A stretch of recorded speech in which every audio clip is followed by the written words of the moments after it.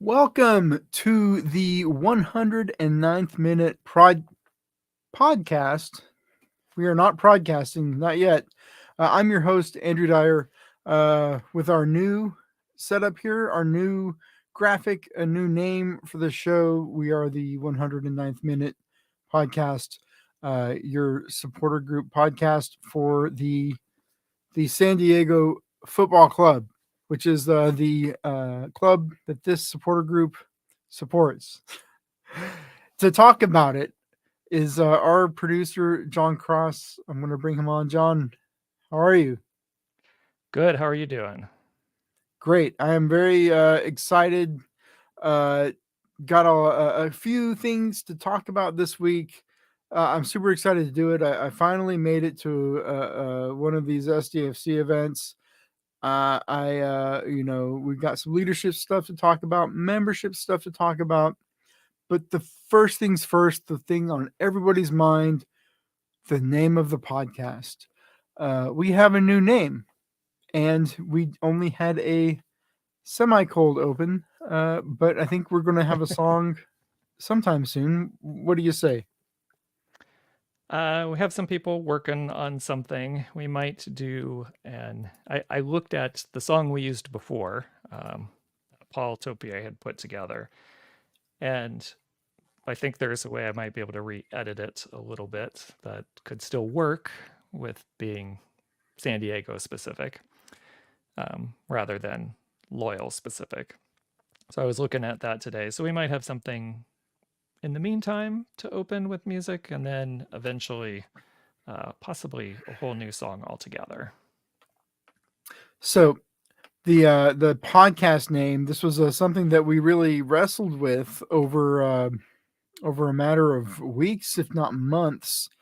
What to name the podcast? Early favorites were things like loud and proud, proud and loud, variation on that. And then I think last week you, I, and Travis talking kind of decided that maybe it's not the best thing to get things started off like poking a finger at the club. And plus, you know, I think there's a lot of loud and proud stuff out there that we might get mixed up in, lost in the jumble. So we went back to the drawing board, and Travis and I went back and forth a little bit. We almost ended up being the Livin' La Vida Locals podcast. That was the working title for several minutes until I decided. And this is where technology just blows my mind. Living in the future, I feel like a real 21st century digital boy.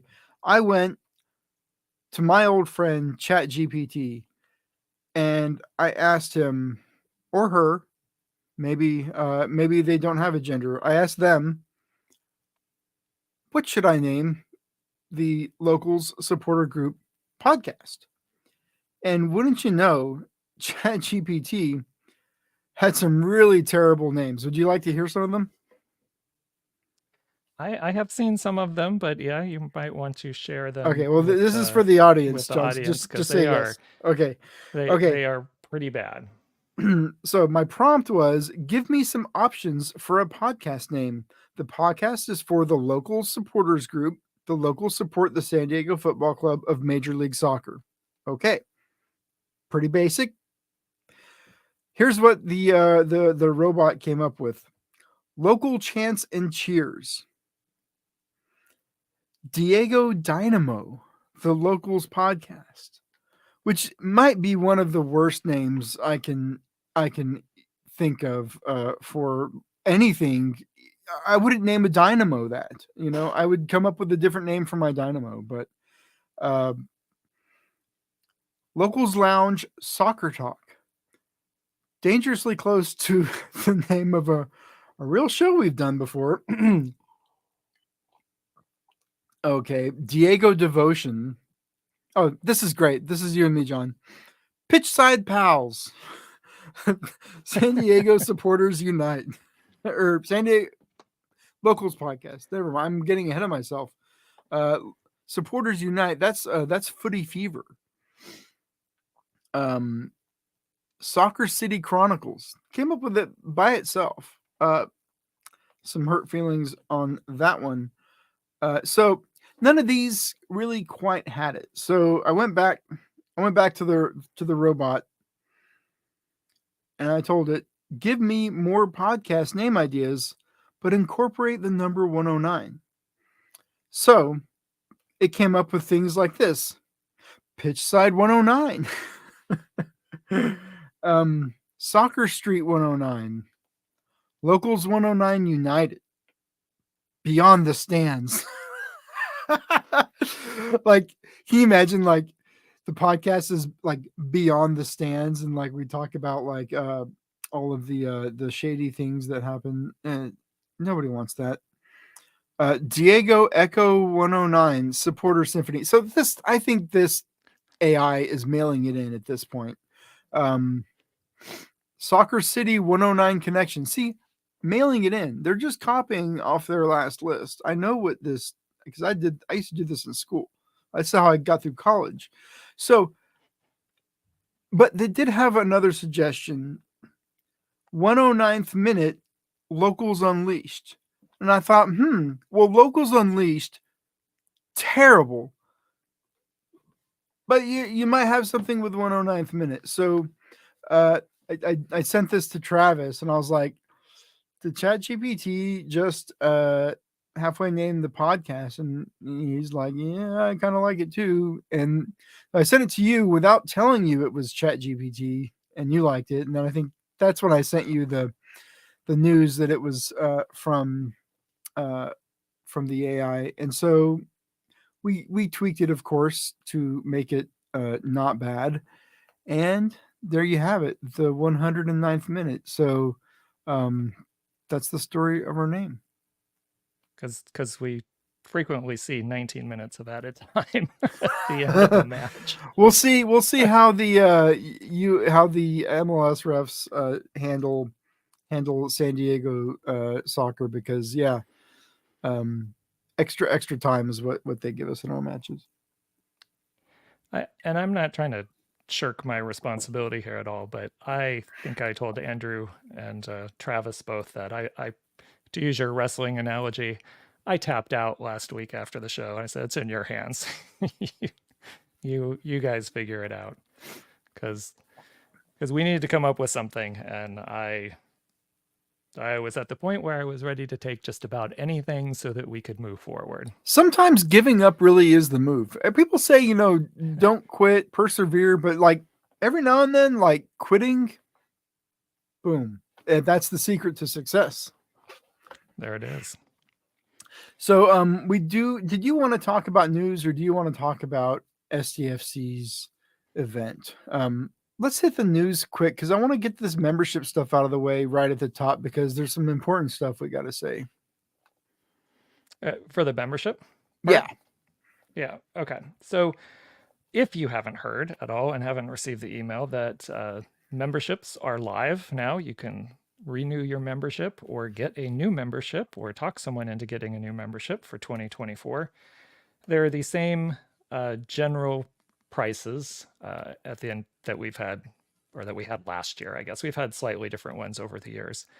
There's a $10 membership if you don't want the scarf, and there's $25 membership if you want the scarf, right? And then get the scarf packaged with that. So if you haven't seen the scarf design, it's on the website. There's a big banner right on the homepage. It's in Discord. It's been shared around, so you can see what the scarf design looks like. And as soon as we get enough kind of memberships going and pre-orders, we'll get the orders for the scarves going, and we'll get those out to people. Excuse me.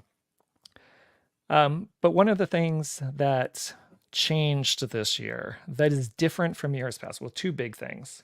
One is there are no free memberships, which I think we've did the last 2 years. But we have learned in some of our changes and trying to make sure we get our organization to fall in line with all the rules that we need to follow for a mutual benefit corporation, is we can, even though we may like to, and it may be a nice thing, we can't offer free memberships. part of having the special designation that we have and to get that nonprofit status is we are supposed to be exclusive for members, and that's what we do. So we cannot offer free memberships. So that's the first thing. The other thing we did previously was we have to find a different way to do it. Is that we allowed people to sign up, anyone, infants all the way up through senior citizens, anybody could be part of the standard membership. That has changed this year, so we want to make sure it's Oh, are you clear to telling me everyone if my they kid haven't can't renewed join the yet. locals? Are you saying kids aren't welcome in this supporter group? Not saying that. Okay. However, right now, for what is open, they're just adult memberships. I'll explain how we're going to handle the other in just a second. But because of some other child protection and privacy laws that we're trying to make sure we stay in line with, and especially concerning a service like Discord, which we offer, we have decided to make Discord 18 and up this year, and since that is a member benefit, and these word choices are very important for how we label and identify these things legally.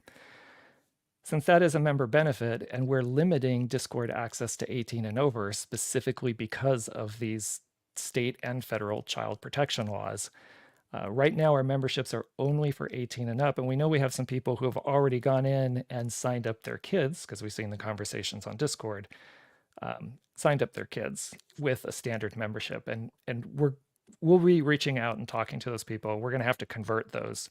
But at some point, and we're working on a solution, I think we have a solution. So I got to talk with the relevant people, and hopefully within a week or so, I'm hoping we can have a solution for our youth memberships, because we absolutely want to be able to provide membership opportunities to the kids and families, right? So everybody has that opportunity and get their member number and everything else. So we just, because of some of the changes and making sure we are doing the correct things on our end, we have to approach our memberships a little bit differently than what we've done in the past. And I know it's confusing because we've never limited standard memberships to just 18 and up, but that will be the way it is moving forward.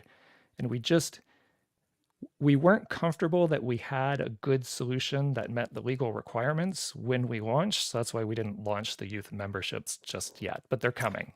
So this also really, with the Discord going 18 and up, it really opens a whole new realm of content for the Discord. A little bit more risque. The bums OnlyFans. I'm not sure that's the way we were going there. It's going 18 and up. That means one thing to me, buddy. Let me tell you.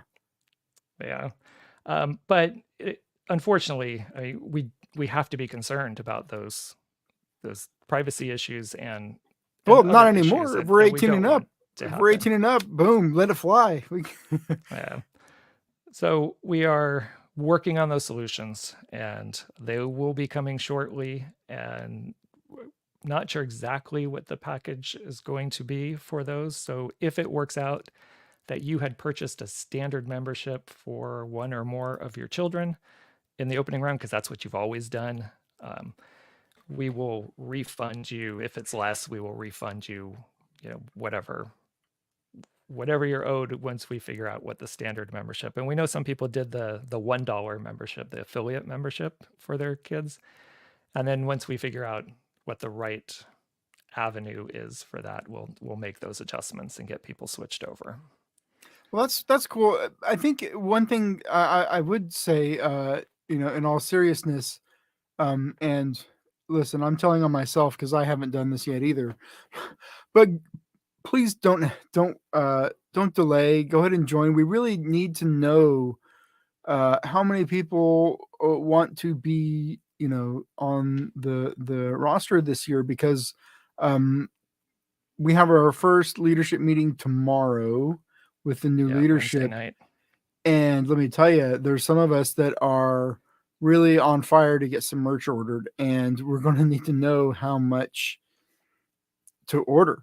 There's a lot of cool artwork in the pipeline and some really cool t-shirt and sticker ideas that I've already been told about. So, yeah, we need to know. I'm also telling myself this because I keep forgetting. I need to go and renew my my leadership, my membership myself.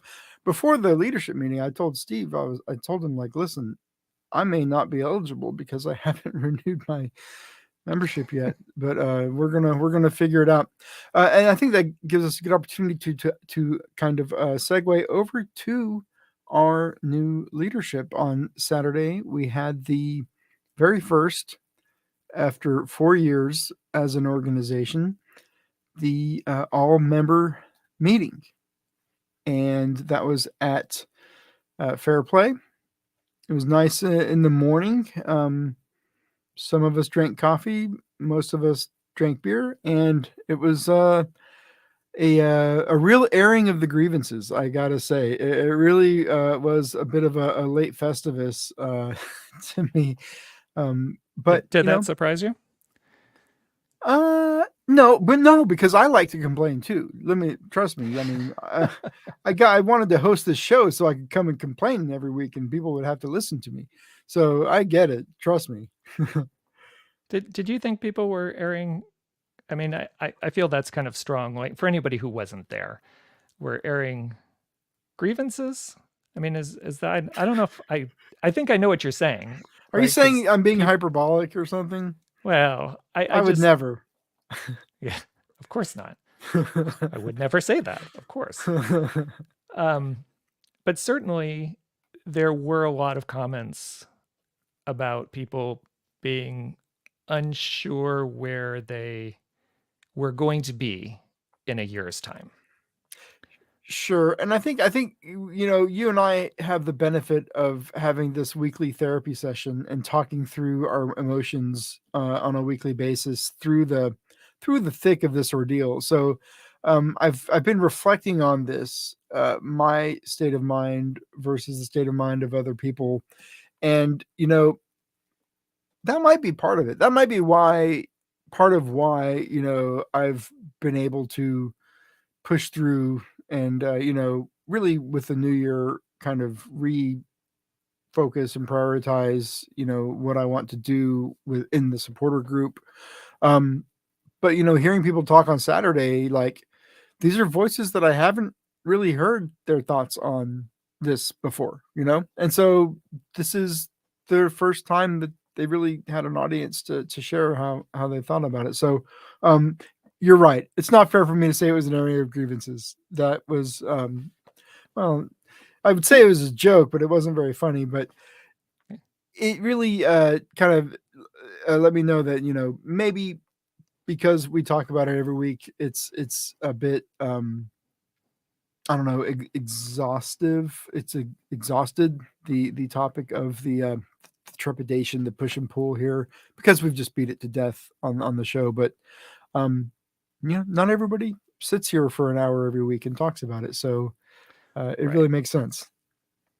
I thought for the people who weren't there, and this is one of the purposes of having an annual general meeting, is so people can ask questions and provide comments. And typically it's more questions of leadership. This ended up being just people kind of stating where they are. And Hmm. I don't know. We had quite a few people there, and I felt like a good third of them stood up and spoke at some point.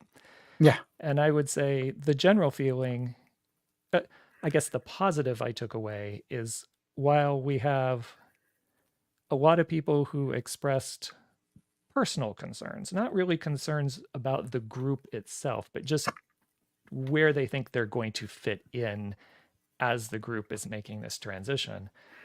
That even though they're personally struggling with how they feel about SDFC or any of the other things that we're looking to try to do moving forward, they all, I think every single one felt very strongly about this group, the Hmm. locals, and still being a part of the locals and hoping that there is a place still for them, even if they choose not to support SDFC and to be part of the locals, still part of some of our community events and the other things we do.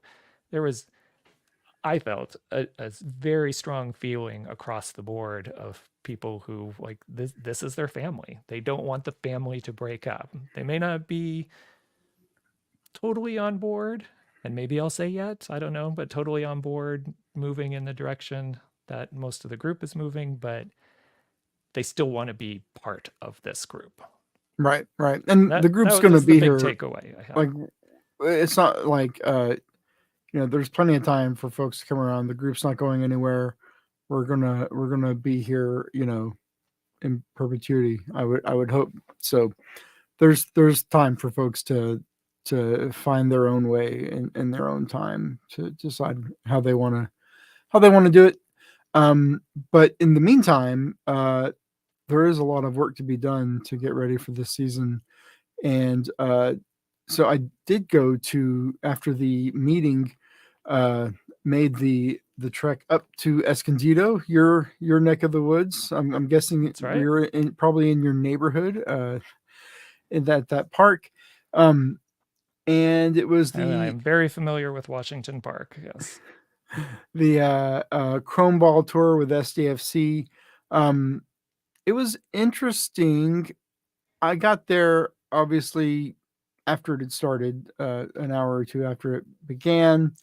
There was the futsal tournament going on, um, some food trucks, and so I'm just looking for the supporter booth. So I went and hung out with Chavos for a little bit and caught up with some people I haven't seen in a while, which is great.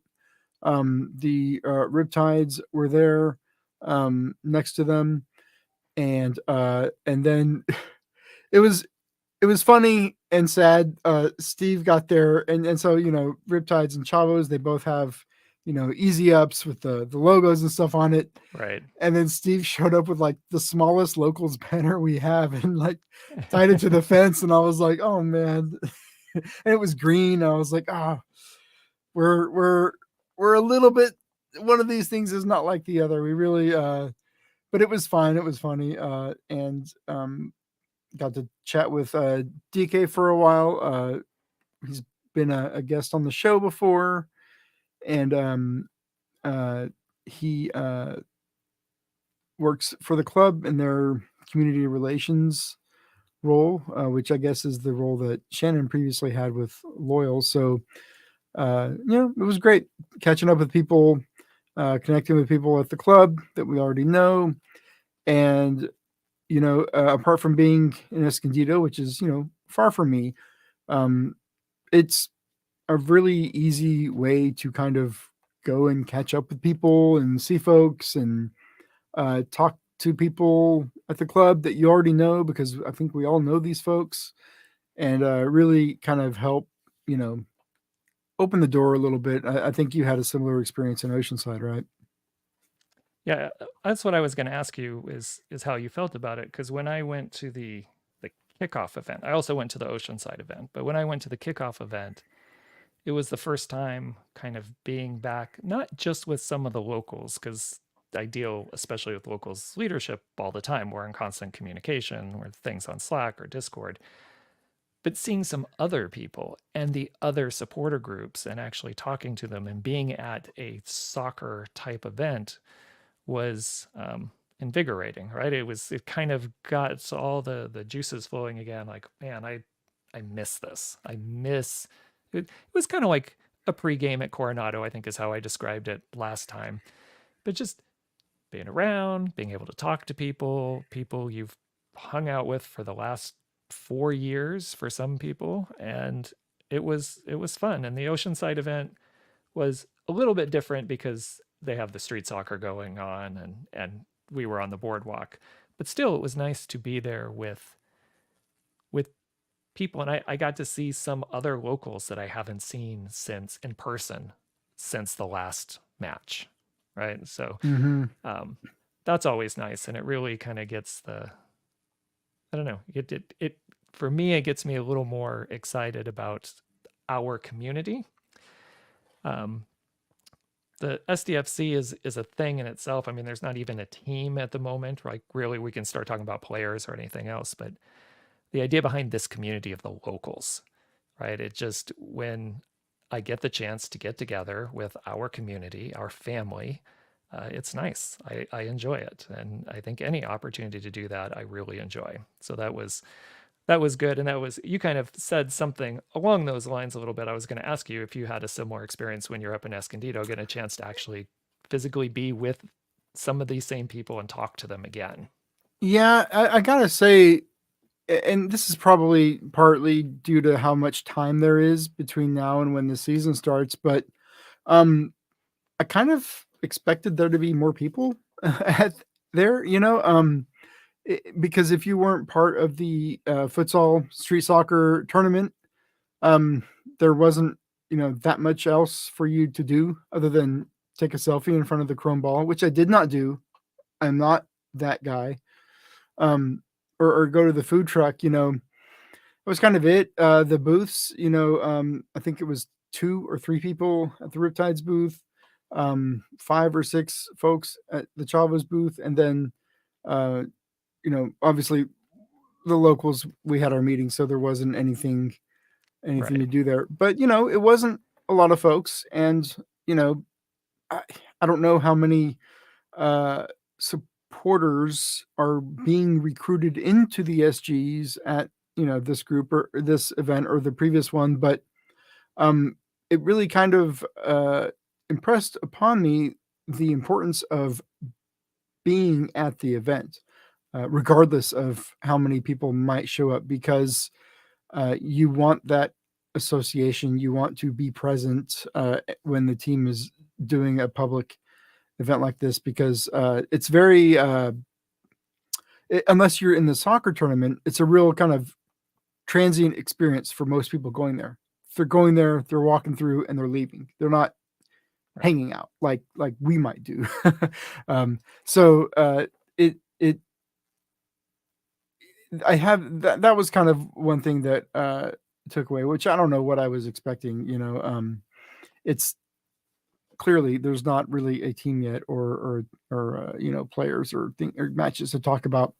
There is, however, merch, and this was my biggest takeaway from the event, All right. because I went to the merch truck and I was looking around, and there's no prices on anything in the merch truck, but I found the blue basic. This is a blue T-shirt. I don't know what this brand is. It's just some. It's a blue T-shirt with the logo on the front, and like I think it's got like SD on the back. Okay, T-shirt, $48. 48. That's two less than 50. T-shirt. Uh, so I had some feedback about the pricing. It was like I said, there's no price tags on the merchandise. So I went to the cashier, and they told me the price, and I had to do the embarrassing walk back and put the item back because I was not going to pay $50 for a shirt.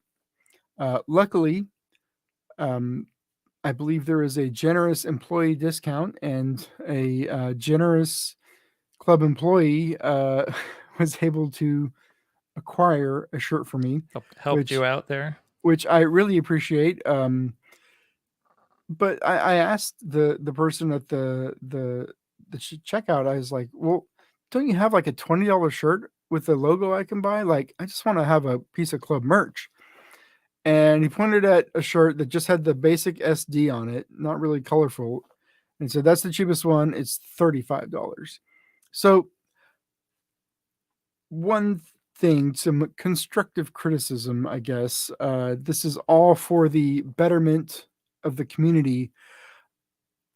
There needs to be a $20 option for a T-shirt with a basic club logo on it. Um, you know, we are not in the stadium right now. I understand stadium prices. I know how that works. I know a a cup of beer doesn't cost $18. I know that, but if I go to the Padres game, maybe I'll have one and only one, because come on, cup of beer don't cost $18. Same thing with this shirt, but at an event like this where you're out in the community, I think that man, you're especially when right now I know that this team is not a profit driven operation at this moment. Like you are just trying to get your name out there. You're just trying to get you're investing right now. And part of that investment should probably be making sure that somebody who wants to buy SDFC stuff for their family can do that in under 3 figures. Yeah, I agree totally with the pricing, and I think that's one thing where supporter groups can come in, right, and take advantage of that a little bit with their members, and because certainly our merch will not be anywhere close to that for a T-shirt. And to go back, well, let me pull this up. Paul, I'm going to get to some of the other earlier comments. We're going to circle back to those a little bit later, but you talked about not too many people being there, right? Or being very transient and coming in. Yeah, and I think a lot of people came through, but people weren't hanging out for a long time. Right. And I think it is part of the investment. It's the getting the name out there, getting the word out there. I fully do not expect before Memorial Day that we get very many signups for supporters. Probably any of the supporter groups get very many signups because this is where people, unless they're totally eager and ready to go, right? But this is where a lot of people are feeling things out, or maybe they've heard of it loosely, and now this was their first taste and opportunity to see maybe something they don't like happening the in their logo. community. Yeah. So I think, right, and same with us, I agree, we need to be there at all these events. We need, and hopefully we can get other locals to come out and participate. And I will say it again, I really encourage you, if you haven't been to one of these, when it comes around closer to you, or even, the next one, if you can make it, come out to them. I always find it's good to hang out with our locals family and then the other supporter groups as well. It kind of gets you back in the swing of things. But also we're investing some time, because I would imagine, like just normal supporter group stuff, things will start ramping up, especially in the fall. So when Major League Soccer starts pushing closer to their playoffs, so the season is going to wrap up, and now you can almost see on the horizon that we're going to be ready, is when I think we're going to get that huge influx, all the supporter groups of people trying to decide, are they going to get tickets for the season? Where are they going to sit? Do they want to be part of a supporter group? And then, but we need to take this time to do our investment as well in communities and with what we have and what we need, like talking about different stuff to be prepared for these events. We need to take some time to do that, so we're fully ready to take advantage of it as things start ramping up in the fall. Sure. Yeah. That's like the foundation. Like that's the whole thing with the new leadership, and maybe we can talk a little bit about that. But that's going to be the responsibility of this new leadership council, is to lay the foundation so that come 2025 we are ready. That was the kind of the main purpose of the all members meeting. Going back to that, was to officially hand the baton over from the old regime to the new. There was no January 6th moment. Things were very peaceful at Fair Play, I gotta say. There was no riot gear. There was no storming of the Bastille. It was very cordial, which I've got to recognize the members of the supporter group for the peaceful transfer of power. And now we're in power, John. We have the power. Democratically elected, 15 people ran. There were 15 positions available. Think of that what you will. But it made things easy for us, certainly, right? To get our transition set up and get ready as we move forward. Like you said, we're helping to lay the foundation this year to really take advantage of things once 2025 rolls around. Yeah, Dylan brings up a great point about having 2 council members on the podcast represents a conflict of interest. I totally agree, Dylan. the thing is about ethics is that you have them, and then when circumstances change, you can set them aside. When duty calls, one must answer the bell. So uh, it'll be fine. I'm not going to change the way that I am on the show. I am as transparent as possible with the audience.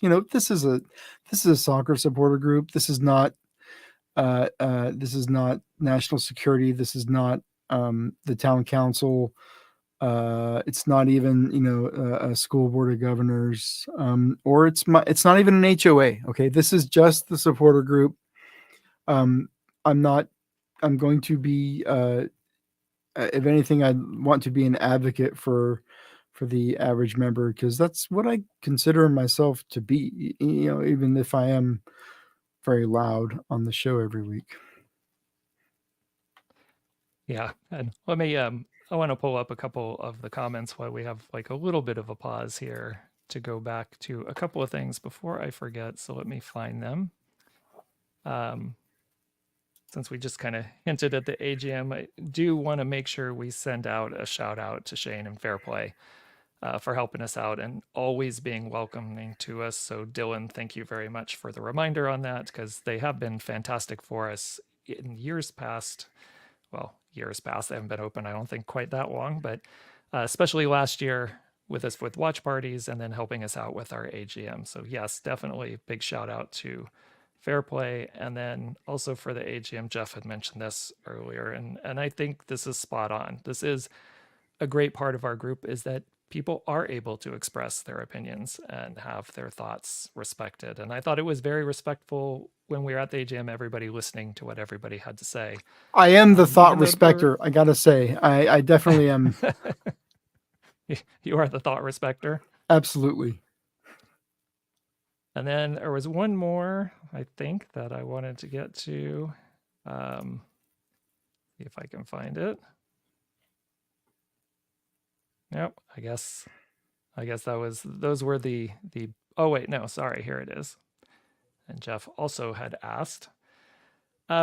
So memberships, and I don't know exactly where they are right now. The last I heard, I think we were north of 65 total for being open for, a few days here, which is, I would say, historically, that's low compared to how we start. But typically, we're starting opening memberships about a month before kickoff for a season, right? It's a totally different beast. So everybody's geared up and ready to go because games are immediately on the horizon. So we did not expect, although we would have been like really surprised and thankfully surprised, I guess, if all of a sudden we had topped like 200 memberships in the first week or something. But we'll see how it goes. We expect kind of slow and steady growth is I think what we're looking at over this year, because it is different. We don't have kickoff to a season right around the corner. But we want to make sure that that we get the word out to people as well and give them the opportunity to get in, because I did want to tag onto this about the seniority issue that we brought up at the AGM. And I've had some people ask me some questions about it since then. So I'll make just another comment about seniority. So one of the things, and I'll also say internally, we don't really like that terminology seniority and LIGO. We're looking for kind of a better word, but that's basically what we're looking at, is that it is very likely that at some point in the future, with all the supporter groups, and if we truly, between all the supporter groups, sell out that 3,000 seat section, that say for an away match, where when we were in USL and supporting a team in the USL, we could basically send whoever we wanted and buy up a section and be fine. Where we might only get that same amount of seats, like say in Orange County, for all the supporter groups and all the away fans and anybody who's going to sit in that section. So maybe a couple hundred seats or something, maybe not even a couple hundred seats.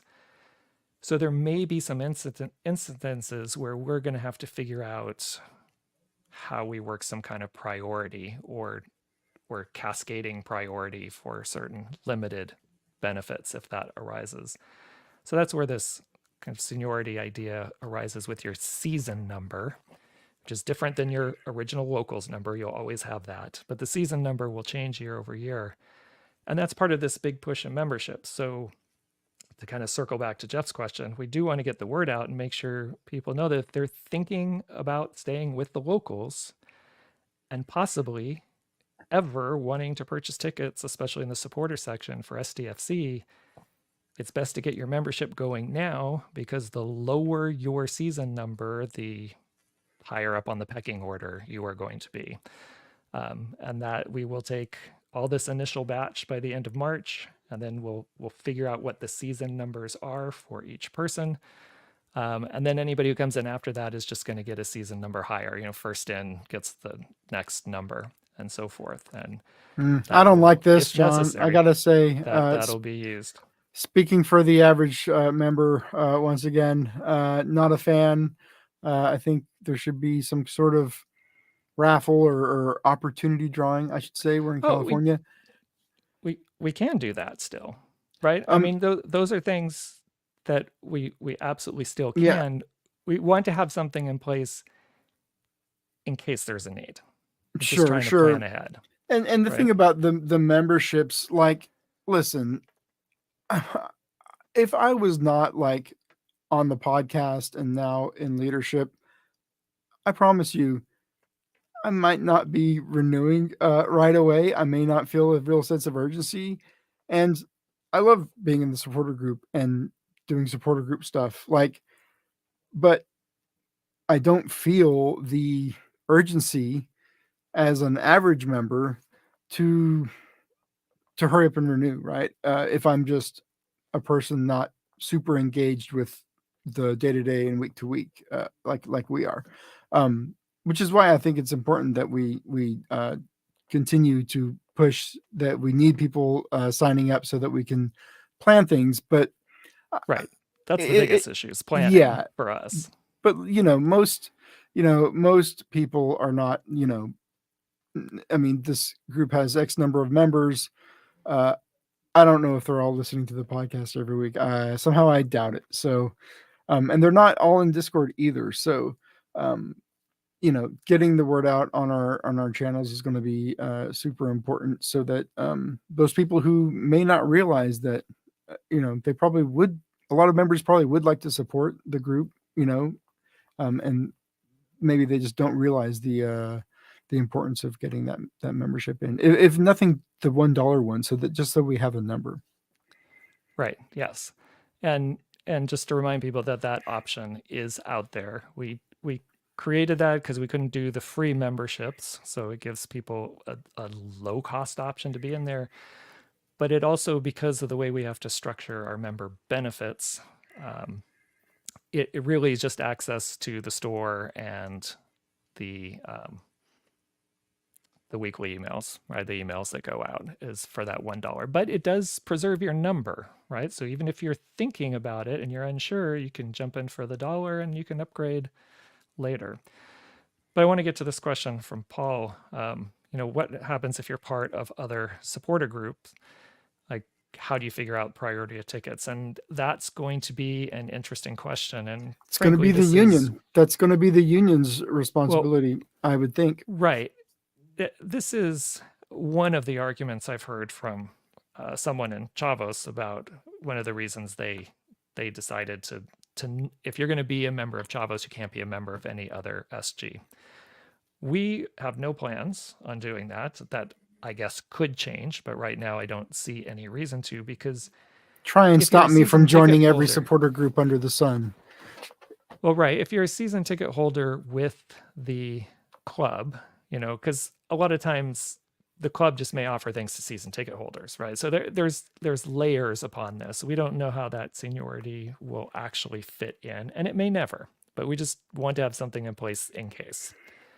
But if you are part of multiple supporter groups, that is going to have to be a conversation for the umbrella group and how that handles. Like, maybe you have to designate for those groups who allow people to be part of multiple groups, like if you could be part of the locals and the Riptides and the 18th Battalion and any other groups that come up, you may just have to designate one as your priority in terms of the club or how things get allocated. So yes, those are questions that we are aware of, we're thinking about. We just don't have answers There's yet there's a 'cause lot a of bunch of other things need to fall in place first. there's a lot of logistic issues like this. Even for home matches in the supporter section, I don't know if we are going to have this problem right away, but I know and the only MLS game I've ever gone to be honest, was in Portland, and the way the Timbers Army works, if you want to sit in the supporter section, you have to go to the stadium in the morning, well ahead of the match, get in line, and supporter section tickets are handed out that way, first come, first serve, and then you can go and kind of claim your spot wherever in the section you want to be, and then you can leave the stadium and come back later.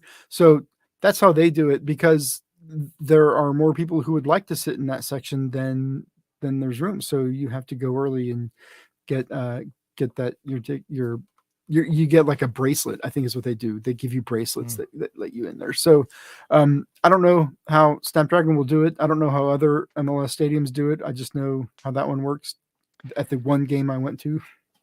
Well, that is a conversation I had with someone as well, was like trying to think about, how many season tickets do we think we'll have from the locals or from all the supporter groups? Will we have season tickets to fill the entire section, 3,000 season ticket holders? And if you do, that's great for everybody's a season ticket holder, but nobody else then gets a chance to ever be in the supporter section. And there are MLS teams that do something like what Portland does, or maybe, and from my investigations, there's some supporter group that maybe get allocated, say, 50 tickets, right? So kind of, and doing what you did, there are season ticket holders who then go in, they always have a seat in the section, but supporter groups have a set number of other tickets that they can allocate, and maybe do it the same way where, all right, if you want them, show up on game day and you get a chance to get in there and be part of the supporter section, or some other way, lottery, something else, and give people the opportunity to purchase tickets in the supporter section. So there are options. There are things being explored. It's just we again, other things need to fall into place a little bit. We have to have those conversations with the team, and we're a little bit over our skis with this conversation. This is a later problem. There's a lot of things that have to happen first before we but we need members to start thinking about, as we're growing, how many people are likely to be season tickets. Like, I know in my head I'm going to be a season ticket holder in 2025, and we need to know people who are like, I'm not really season ticket holder, but maybe I'd like to go to a quarter of the games or half the games, and there might be some flexible packaging or something that can be done to accommodate or allow people to get certain matches. So there's lots of options, and as you said, we're over our skis in this conversation because there's a lot of other preliminary conversations that we are literally just almost making stuff up, because I have no idea what they're going to do. I just know what other people do, and I know what the problem's going to be later on. Right. But this is why this year, again, I feel like I say this every week, this year is so important, because any supporters union is going to be the vehicle through which we navigate these problems. And until we have that established and have that, how that's going to work, we just don't know. But hey, I do know that there is a few other news items you wanted to hit, John, about some of the other goings on, or have we hit everything? I think we've hit everything. I had one thing in there, but that's I think we can skip that. But I know the Rocket League team won last week. They won last week. I did not bail on the pod Go ahead. early to watch the stream. If anyone else watched it, you may have seen a player get a winning goal in the deciding match. Yeah, that was a very fun experience. They play again tomorrow, actually against the same team. It was a very tight series. It went all 5 games, and it was extra time games. It was a lot of fun, and um, you know y'all know how this sport is. Even the Rocket League version of it, it is very intense when that time starts ticking down. So if you haven't watched the stream yet, it's I think Emerald City is the channel that broadcasts the Supporters Gaming League on Twitch. Those links are usually posted in Discord, and I think they are playing tomorrow evening. So give it a chance. It's actually a lot of fun, and strangely, it's not like watching somebody play video games and you're bored to tears. Like it is a spectator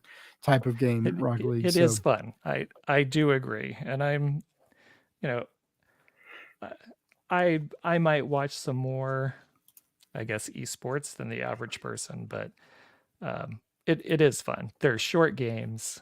They're pretty intense, and it is actually a good spectator sport if you've never seen it. So if you get a chance to catch the Twitch stream, you should. and it's some of the check it out. only soccer you're going to see this year in San Diego, other than obviously real soccer, like the Wave and everything. But for locals affiliated soccer, But local specific. yeah, yes. yeah, that's all we got is Supporter Gaming League. So strap in.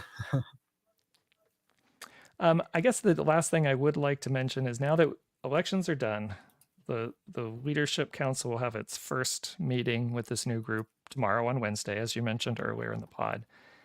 But this is the time for people who have decided to renew their membership and are part of it to think about how they could get involved to help us out this year. And it doesn't have to be big things like you are going to be the treasurer or something else, but even just little things to help with agreeing to show up at one of these Chrome Ball events, just to be there and help man the table, or help with some of our communications to help get the word out. As Andrew said, like, we need to get the word out about the things that we're doing, about memberships.